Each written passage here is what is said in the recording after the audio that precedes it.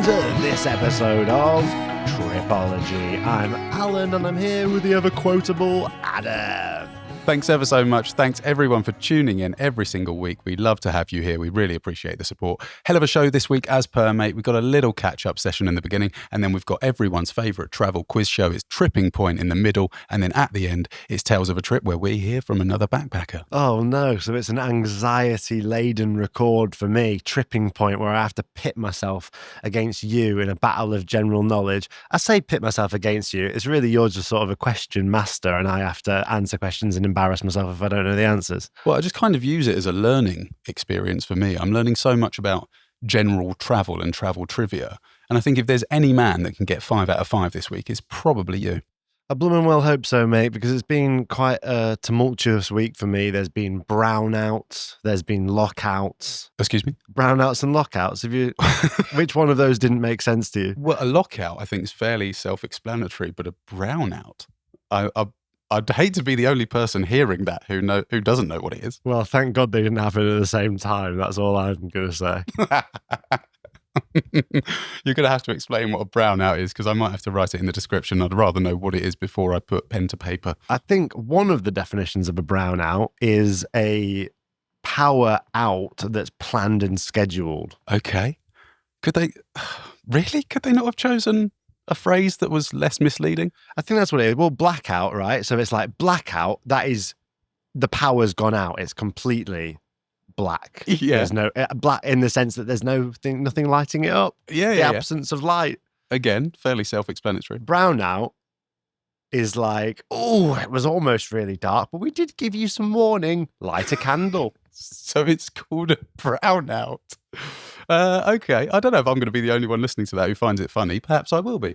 Okay, so did that affect you in any way? Yeah, mate, it affected me in the sense that I couldn't do anything because my shack becomes intolerably hot when the power is off because I can't use aircon. So you just have to take yourself out for a whole day and be amongst nature, which I do like doing. So a brownout, mate, it's a little bit of a double-edged sword. And it got me, I was sat on the beach, basically. I was looking at the waves. I was there thinking, God, what I wouldn't do for a little megajoule of power right about now.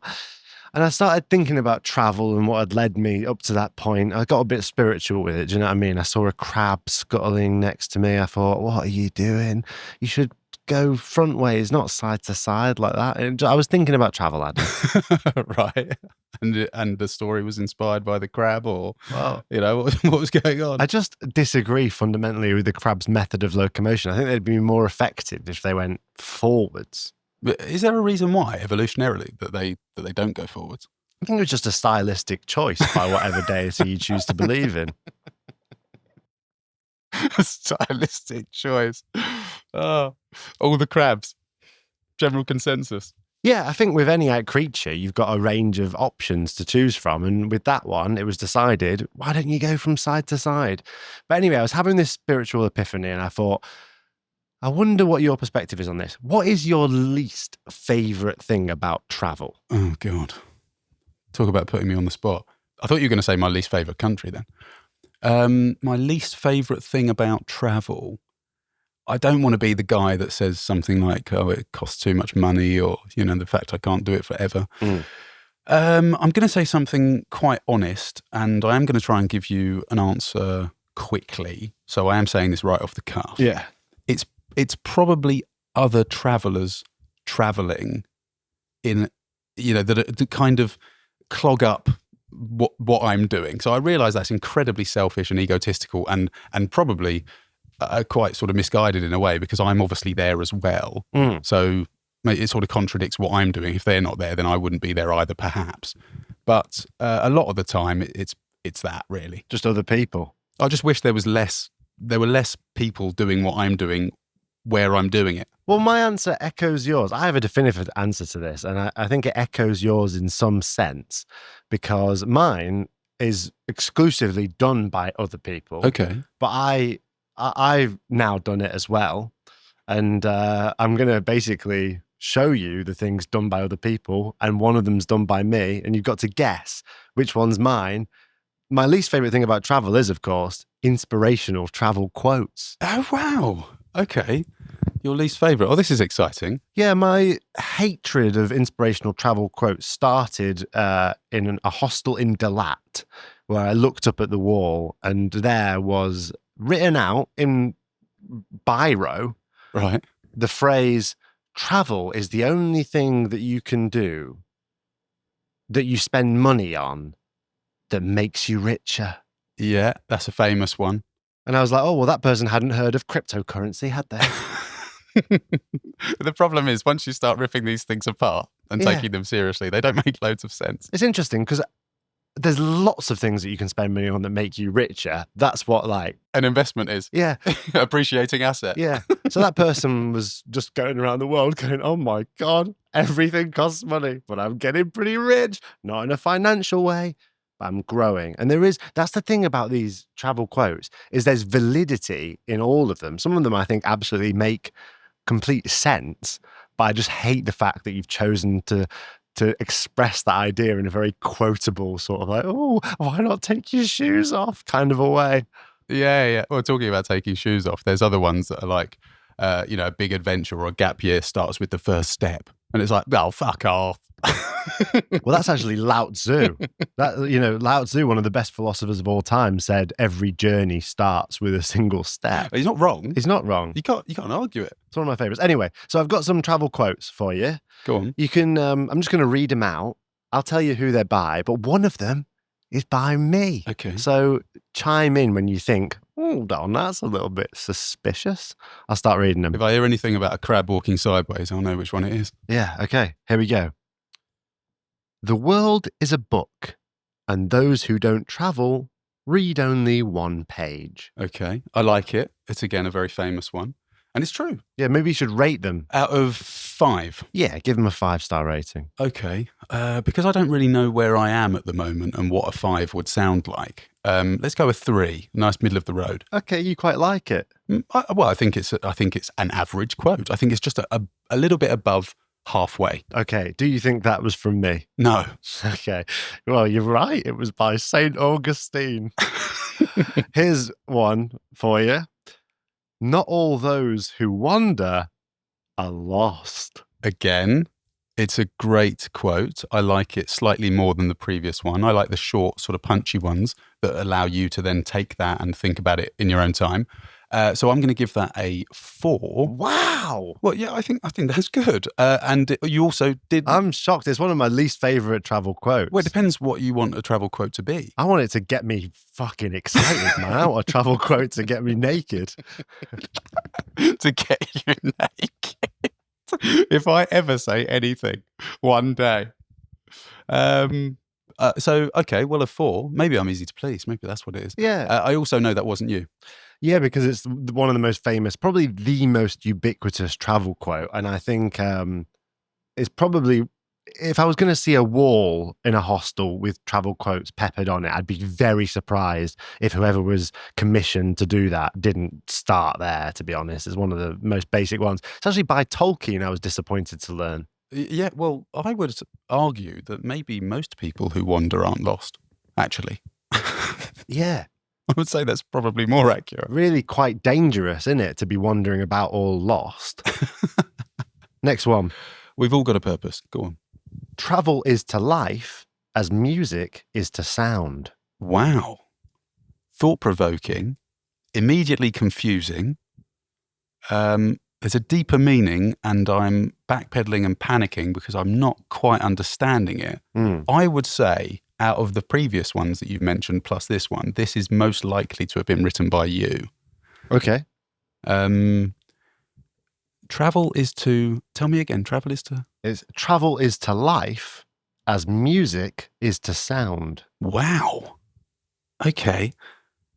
I'm not even sure I can comprehend what that means. Do you like it? It's abstract. Okay. I do like it because it's one of those quotes that sounds really profound. Yeah. But most people who say it wouldn't know what it really means, and I'm still struggling live on air. To me, that would mean like travel is to life as music is to sound. So what is music to sound? It's creating beauty. Patterns. Well, patterns, yeah, but I think like beautiful structure that like expands. Melodic kind. Okay. I think that's what I would understand from that. Okay. Cool. But I'm not going to tell you who it's by because you're saying you think that could be me. Yes. Yeah, I think it could. That would be what my money was on, what my cryptocurrency was on at the moment. Okay. Here's another one. Once a year, go someplace you've never been before. I think that's a 1 out of 5 quote. Okay. I just, even though I agree with that, even though I think that's quite a good, because you've got to take it with a pinch of salt, right? You can't live and die by these things. No one's asking you to do that. Yeah. But I do think that that's quite shit. Okay. 1 out of 5. Do you think that one's by me, or do you think that's a travel quote? If it is by you, it's ironic. I think you're taking the piss out of how shit some travel quotes are and how popular they become. Okay. So I'm not going to tell you who that's by either, because you're saying it could be, or you rule it out. I'll rule it out. I don't think that was you. You rule it out. That was, mate, the Dalai Lama. What, the current Dalai Lama? Yeah. I think that's a shit, very basic. That is mental. I don't think I would ever say that to anyone. Maybe maybe it's lost in translation to some point. Maybe he was, maybe his Tibetan translator said, he's basically, the gist of what he said was go someplace once a year. But once a year, go someplace you've never been before. I think that's okay. I think that's good advice. I think you would get value out of it if you employ his words, his tactics. But of all the travel quotes, I mean, I think that's... All right. Last one. You might think you know this one. It goes, the journey, not the arrival, matters. Okay. The journey, yeah. Now, we've all heard it's not the journey, it's the destination. No, it's not the destination, it's the journey. That's the one, yeah. That's the one. You all heard that. We've all heard that. But this is the journey, not the arrival, matters. Okay. Again, because it's quite short, sharp and punchy and gets you thinking after reading that, I do quite like that. I'd say that's probably... Is it... Because I haven't heard it as often as the other one, the more popular, ubiquitous one, maybe I'll go for a 3. Can I do 0.5s? A 3.5, a 4, maybe? Yeah, oh God, yeah. It's your show. Yeah, I'll say that's hovering around the 3.5, 4 mark. Why not? Because I feel like it's inspired by the other quote and they've just gone, how can I make this my own so that I don't have to worry about copyright? All the other quotes are inspired by it. Potentially. And it depends. Do you think this is an established quote or do you think yours truly give that a little right? It's marketing genius. I don't think that's you either. But maybe I'm fixating on the music one because you like music. Because I sometimes play music. That would be a trap that I would lay, wouldn't it? Yeah, it would. I mean, there's me thinking you wouldn't lay a trap because I never do for you when we do tripping points. If anything, you helped me inordinately. There you go, listeners. You can see which way round this is. Very telling of this dynamic. Okay, which one are you going for? That you wrote? Yeah. I'm going to have to go for the music one. It's probably wrong. You're right, mate. I wrote the music one. Really? Travel is to life as music is to sound. I don't really know what it means either, but I thought it sounded like a quote. So that was my one. And then the other one was by T.S. Eliot. And I actually think it's the precursor to, it's not about the destination, it's about the journey. I think that he wrote that and said the journey, not the arrival, is what matters. Nice. I like that a lot. Dalai Lama there really failing miserably to say something inspiring amidst a bunch of pretty inspiring quotes. I feel like the Dalai Lama he's obviously like part of his role and responsibility is to say profound things, insightful things. And someone's come in and gone, Mr. Lama, you've not said anything in weeks. We really need to put something out there. And he's gone, I don't know, just fucking whatever, just say. Just say, well, about how often can people afford to go away? Once a year. Okay, yeah, do that. Yeah. Just say something about, go away somewhere you haven't been or some shit. I don't know. You finish it off. Something like that. Thanks, mister. He's phoned that one in, hasn't he? Yeah. Just put my name under it. Yeah, people will buy it. It'll be fine. Oh, that was cool, mate. Well, there you go, mate. Congratulations. You've done a great job there. Now, let's go to the point where I'm tested by you. Let's go to Tripping Point.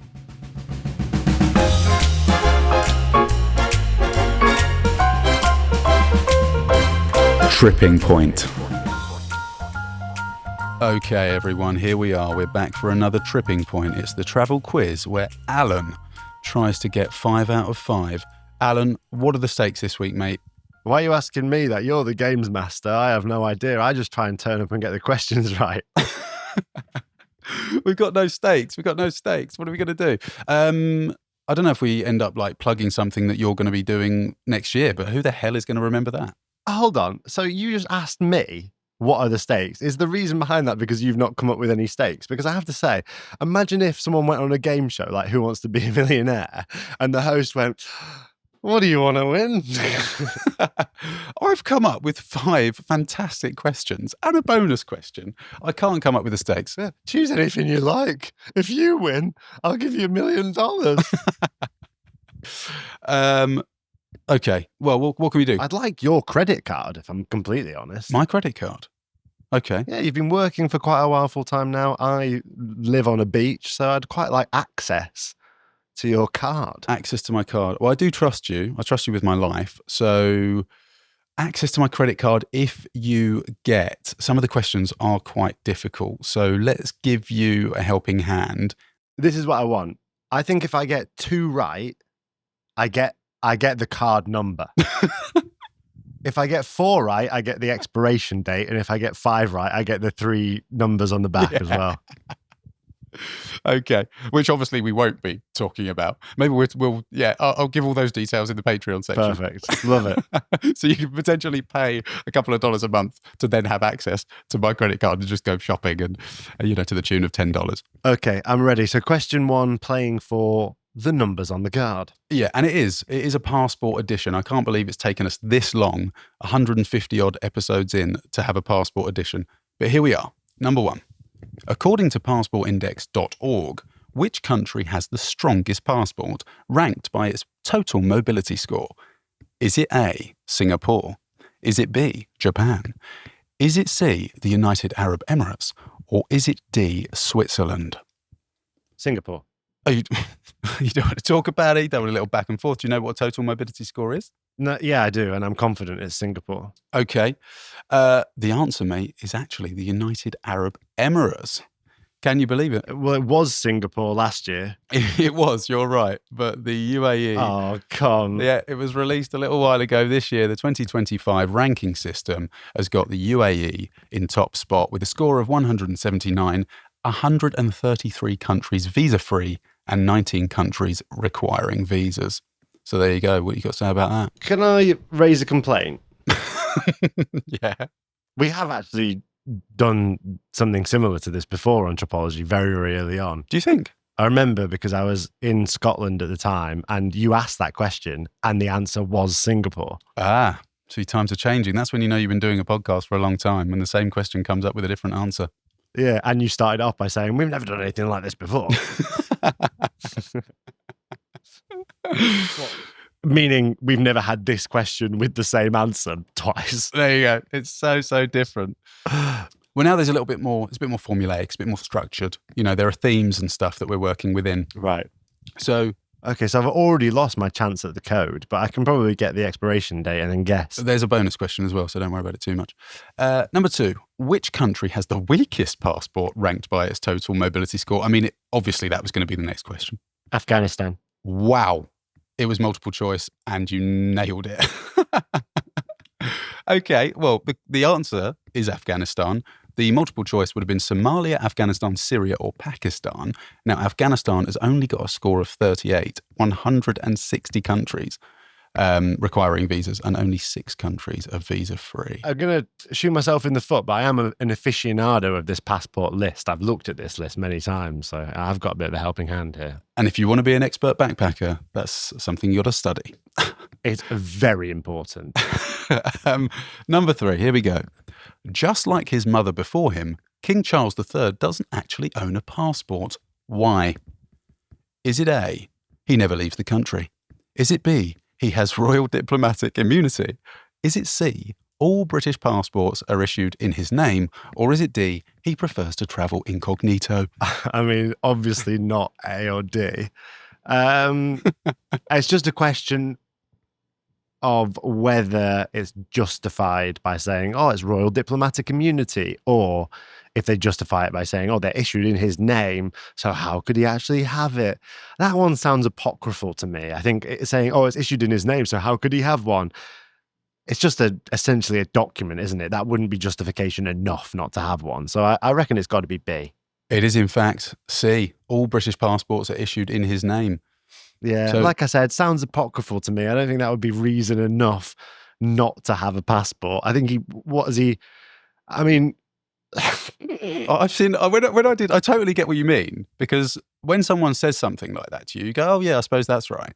But when you actually think about it a little bit deeper, I did some like studying on Reddit and stuff, and people were explaining why he doesn't have one because they're issued in his name. And I was like thinking, yeah, but I don't think that really matters, does it? What, you think he's in like the queue to get into a country and someone says, passport, sir? And he goes, just look at anyone's. Just look at anyone's passport. Just grabs a random woman. Look at her passport there. See that? That's my name. It says, Your Highness, yeah? And what am I? Pretty fucking high. So fuck off. Yeah, we're going to require a picture, sir. Someone even said on Reddit, because the whole world, the entire world knows when he travels, you wouldn't need one because everyone's already aware. Yeah. I'm like, I'd say you'd need one. It seems like a little bit of a free pass, if you ask me. But anyway, we move on. Number 4. The first known passport-like document was introduced by which ruler and in what year? Was it A, Julius Caesar in 44 BC? Was it B, King Artaxerxes of Persia in 445 BC? Was it C, Emperor Constantine in 312 AD? Or was it D, King Henry V of England in 1414 AD?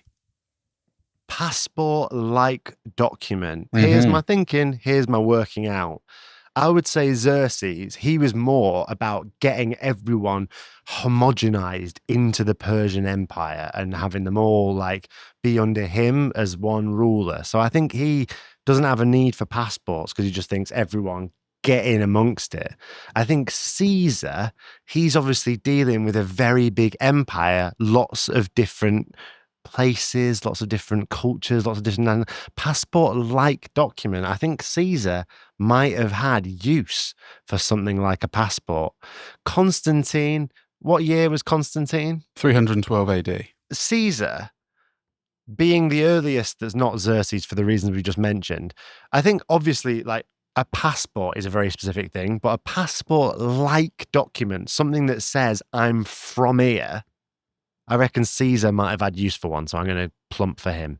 It is, in fact, B. It's King Artaxerxes of Persia in 445 BC. Just earlier. Yeah, found in the Old Testament book of Nehemiah. I've read that. Oh, yeah? Dating around 445 BC, Nehemiah received a letter from King Artaxerxes of Persia granting him safe passage for an upcoming journey. And that's a passport-like document, is it? A fucking letter saying let him pass? I guess so. I mean, I was talking about like something that was released to the public as some sort of identification, not just please let one king through. Yeah, this is this person, and he is of this land, and this is his number 1. We imagine. That's unbelievable, mate. I mean, okay. Number 5. Passports are generally limited to one of 4 colours, but which colour is preferred by the most nations? Is it A, blue? Is it B, red? Is it C, green? Or is it D, black? I'm going to go with C, green. I just feel like I've seen a lot of them. Interesting. But I didn't love your reaction to that, so I might have to change it to A, red. A is blue. So now we do have a strange decision to make, because you said A, which is blue, which is correct, but you also said the colour red. So which answer would you like me to take? I meant one that's right. Okay, well, it is A, it's blue. Can you believe 85 countries issue blue passports to their citizens? What a shambles, mate. Well, we've got a little bonus question. See if you can redeem yourself. It is interesting, actually, isn't it? The choosing the colour black. They can famously only let people travel in one direction across a border. What? where the phrase comes from, once you go black. Wow. That was incredible. I thought it was a genuinely interesting fact then about some sort of document that you get that only allows you passage one way. Passing a border. Here we go. Overcrossing the line. I think you did. Yeah. That was another border joke. So the bonus question, there are only 7 nations that issue black passports. Can you name one? I've seen one in the wild. I'm just trying to think who had it. Yeah, it's not a popular colour. Hold on, let me do a little role play. Hello there. Let me have a look at your passport. Wow. Can't help but noticing it's black as the ace of spades. Where are you from, if you don't mind me asking? Oh, really? That's a really interesting place. I'm going to go with Drumroll. India. No, it's incorrect, I'm afraid. I'll reel them off. Oh, she lied to me, did she?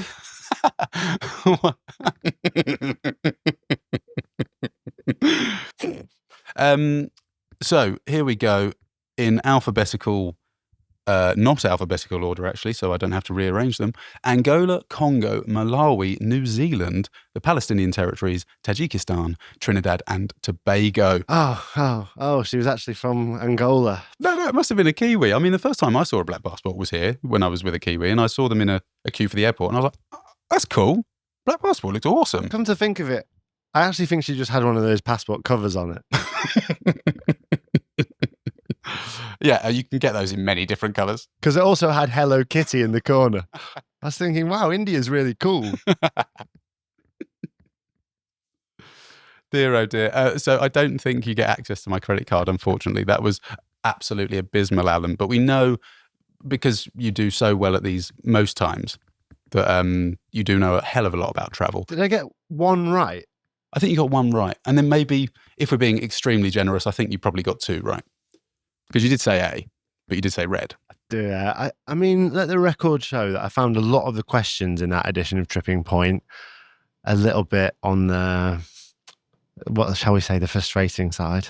Oh, okay. Well, back to the drawing board then. I'll talk to the team and we'll try and come up with... I think they were great questions, mate. I'm not complaining about the questions. I just think you might have been led astray with some of the answers. That's what I'm just saying. Oh, do you know what I should have done? We should have said the stakes. If you get them right, you can pick the theme for the next one and then I'll come up. That would be a really good thing to do. Maybe we'll do that for the next one. Maybe, why don't we let the audience pick the theme?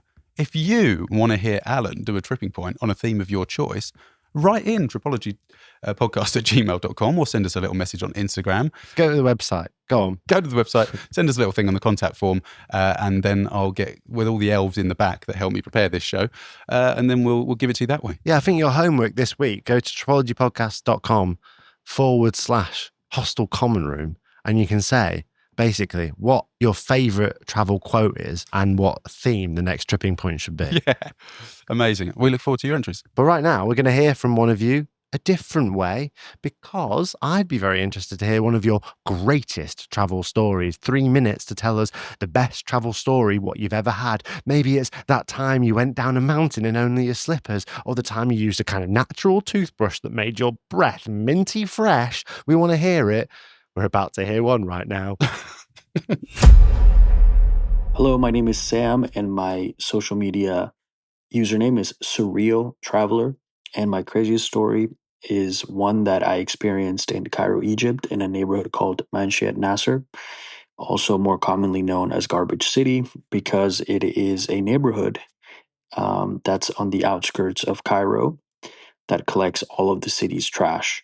And so when you go in, you see towers and towers of garbage, organic waste. Of course, it's a big shock as soon as you walk in because of the smell and because of, the entire experience is just like in your face, and it's not for everybody. But I wasn't expecting what I was about to see, which is, spending an entire day. I got my own guide who was from the neighborhood. He showed me how the trash was collected. He showed me how people lived. And I was really shocked. Um, the most important thing to know about the neighborhood is it is Coptic Christian in a Muslim majority country. There's a lot of Christian history in Egypt, but over the centuries, it became Muslim majority. But that neighborhood specifically, Mansheya Nasir, Garbage City, is 90% Coptic Christian. So you see a lot of the posters of their patriarch. You see a lot of posters of Jesus. They, in fact, have a cave, a huge cave church that can hold thousands of people in the upper hills of the neighborhood. And so it just felt like the entire time that I was there, it was almost like a blur. I felt like it was just so blessed. People were like in high spirits. Even my guide was telling me that a lot of people take their loved ones or on acquaintances there to be blessed or for miracles to happen or to for miraculous healings. And I don't know that I felt like I was in a really, really magical and blessed place. There was a nun who spent over 20 years there. I believe she was from France, and she helped a lot of the people from the neighborhood because it is a very humble neighborhood. And I spent so much time there, but to me, it is my craziest travel story because it just became like a blur. I felt like something was completely blessing that place, and I never felt something like that in my life. It brought me a lot closer to my religion, having been born Christian. It brought me a lot closer, and I think it made me a huge believer again. So I was not expecting that at all, and also I wasn't supposed to go. Some little domino effect happened, and I ended up going there. Wow, Sam there at the Surreal Traveller on Instagram with a spiritual tale. I mean, beautiful, really, to this idea that location and travel can bring you to somewhere that just feels like it enlivens that sort of spiritual feeling within you. And I kind of concur with Sam. Rarely do I feel that way when I go to somewhere that's supposed to be the most spiritual. You know, you go to like a beautiful temple or like a monastery or something like that. I usually feel my most spiritual when I go to sort of places that just have a certain vibe about them. Do you know what I mean? Yeah, I do. Thanks so much for sending the story in, Sam. It was great. I was completely there with you, and it kind of made me think a lot about the things that we did in India together. Certainly going to Dharavi, the slum there, where it's quite difficult to walk around that sort of thing because you're fully aware that you're a paying tourist, if you like, walking around into an environment that is sometimes awful for these people, of course, but there is this wonderful community there that's maybe painted in a bad light, and you have the ability to remove yourself from the situation. But I've been to countless places over the years where there's this kind of aura and energy about it that's inexplicable. And I don't know if that's like going into the place, you already have a preconceived idea. People have told you that it's heavily religious or that something incredible happened there in history or something like that. I mean, it reminds me of a time when I went to a place called Gagina Yama, which is on the outskirts of Yekaterinburg in Russia. And that's where I believe, is it the Romanov family, that family that were killed by the KGB in Russia? It's where their bodies were buried. And now there are, I think, 8 chapels and churches there in the forest, in the places where they were buried. And you walk around, and I was very lucky. I mean, I met a girl who offered to just take me out in her car, and we drove all the way there because it's outside the city, in the forest. It was covered in snow because it was winter. And even though there were a few other people walking around, it's in the forest, there's snow on the floor, but nothing made a sound. And it was otherworldly almost. It was so silent. It was almost deafening. I mean, I don't think I've ever been anywhere quite like it. Yeah, there's 2 different types of spirituality for me, really. I think there's that kind that you're describing where serenity brings a feeling of spirituality, where peace brings a sense of spirituality. And there's that other sort of feeling that I think Sam's describing, which is like sort of community and the feeling of spirituality that brings. And I think that you can see that in religions when they try and conjure a sense of spirituality. Some religions do that with vibrant singing and dancing and the evocation of this community spirit where we're all together. And some do it with somber, candlelit serenity. And I think that like evocation of spirituality is really interesting in that way. I think the times where I felt most spiritually connected to a place have been when I felt ensconced by community. I'm thinking about like living in the Amazon and my friendship with the people there and gathering around a table and playing cards sort of late at night. There's like spirituality in that as well. I think that it's all really interesting. Yeah. Had you heard of the place that Sam had been to, or have you been there yourself? So I know you've travelled around Egypt. I've been to Cairo and I've noted that there was certainly a lot of garbage going around, but not the specific place that he mentioned. Yeah, garbage city. I mean, it's awful, isn't it? Well, on a slightly lighter note, I guess, do you remember that place that I don't think you got to in Mumbai, which is where all the washing of the whole city goes? I can't remember what. Yes, I can't remember what the name is. But it's amazing. It's like one area of this very poor area, but I think it's actually a slum itself. It's like a huge group of houses, almost like a neighborhood, and all of the laundry, whether that's bed sheets, pillowcases, clothes, they're kind of big companies, big hotel chains and everything. They will send their linens and other washing and stuff to this one neighborhood to get cleaned. And it's amazing to walk around. It really is. yeah, my clothes came back from there with like chalk all over them because obviously they get like a big influx of like all the laundry in Mumbai and they just have to mark them off and keep them together. It's the only way to do it. So there you go. That was my very spiritual laundry experience indeed. Thank you so much for sending in your travel story, Sam. Go check him out at surreal_traveler on Instagram.